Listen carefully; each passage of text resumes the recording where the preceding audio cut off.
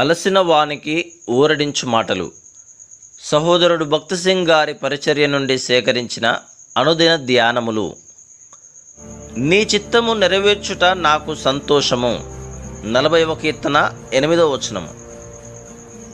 29వ కీర్తనలో యెహోవా స్వరము అను పదము 3, 4, 5, 7, 8 మరియు 9 వచనములలో మరలా చెప్పబడినది. సామాన్యమైన భాషలో చెప్పబడిన యెహోవా స్వరము వినుట ద్వారా మనం ఆటంకములన్నిటినీ జయించగలము.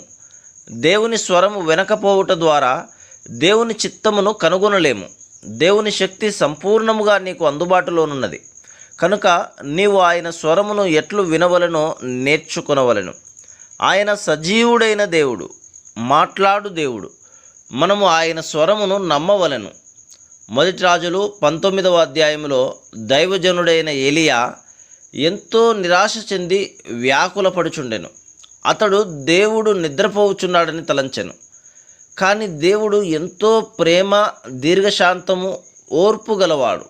ఆయన గొప్ప పెనుగాలిని, పర్వతములు బద్దలైపోవునంత బలమైన గాలిని లేపెను.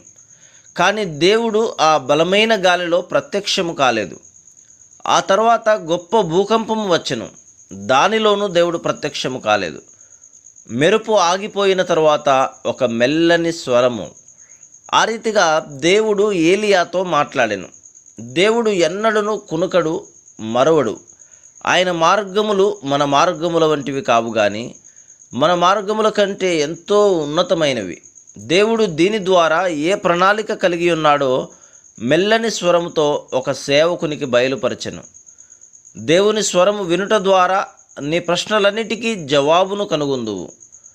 నీవు బదరీ వృక్షము కింద కూర్చుండనవసరం లేదు. ఒకవేళ నీవు నిరాశలోనూ వ్యాకులములోనూ ఉన్నావా? నీ చుట్టూ జరుగు పరిస్థితులు నిన్ను కలవరపెట్టుచున్నవా? నీ ఇంటిలో లేక బయట ఏదైనా క్లిష్టమైన సమస్యతో ఉన్నావా? వీటన్నిటి కొరకు నీవు దేవుని స్వరమును వినవలెను. అప్పుడు ఈ స్వరము నీ సమస్యలన్నిటినీ పరిష్కరించును. క్రీస్తును గూర్చిన బోధ మరియు రక్షణ గూర్చిన నీ అవగాహన దేవుని చిత్తమును తెలుసుకొని దానిని అనుసరించి నడుచుకున్నటపై ఆధారపడి ఉండును. యోహాను సువార్త 7వ అధ్యాయము 17వ వచనం. లేనిచో నీ మనస్సు కలవరముతో ఉండును. నీవు దేవుని చిత్తమును జరిగించున్నప్పుడు రక్షణను గూర్చిన ఈ బోధలు నీకు మరింత సులభముగాను, తేటగాను, స్పష్టముగాను ఉండును.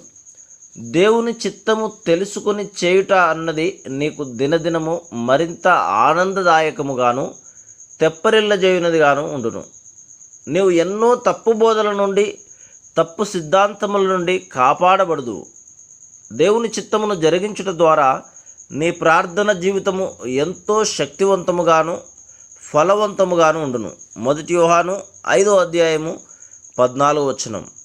దేవుని చిత్తమును గ్రహించుట ద్వారా శ్రమలు వచ్చినప్పుడు ఎంతో ఆనందముగా సహించగలము. లేనిచో దిగులు పడి, భయముతో నిండి, ఆకలి లేకుండా రాత్రి అందు నిద్ర లేకపోవును. అపోస్తలుల కార్యములు 21వ అధ్యాయము 13, 14 వచనములలో చెప్పబడిన రీతిగా పౌలు బంధించబడుటకే కాదు మరణించుటకు కూడా సిద్ధముగా నుండెను. ఎందుచేతనగా అతడు దేవుని చిత్తమును నిశ్చయముగాను, స్పష్టముగాను తెలుసుకుని ఉన్నాడు. దేవుని చిత్తము చేయుట ద్వారా క్రీస్తు యొక్క పరిపూర్ణతను మనం అనుభవించగలము. ప్రభు అయిన యేసుక్రీస్తు యొక్క జీవితమంతయు దేవుని చిత్తమును చేయుటయందే ఉన్నది. యోహాను సువార్త 4వ అధ్యాయము 34వ వచనము, 5వ అధ్యాయము 30వ వచనము, 6వ అధ్యాయము 38వ వచనము, 8వ అధ్యాయము 29వ వచనము, మత్తయి సువార్త 26వ అధ్యాయము 39వ వచనం. నీవు దేవుని చిత్తమును తెలుసుకున్నటలోని రహస్యమును నేర్చుకొనని ఎడల నీవు అవివేకివి, బుద్ధిహీనుడు అని బైబిల్ చెప్పుచున్నది. ఎఫెసీ 5:17. కనుక దేవుని చిత్తమును తెలుసుకున్నటలోని రహస్యమును నేర్చుకొనుట ఎంతో ముఖ్యం. ఇది సాధారణమైన విషయం కాదు కానీ చాలా ముఖ్యమైనది. దీని విషయమై నీవు ఎంతో జ్ఞానముగా ఆలోచించవలెను. నీ సంతోషము, ఆనందము మరియు నీ ఫలవంతమైన స్థితి దానిపై ఆధారపడి ఉన్నది. వారు సాతాను యొక్క దూతలు. ఆహా, దయచేసి నీవు యథార్థ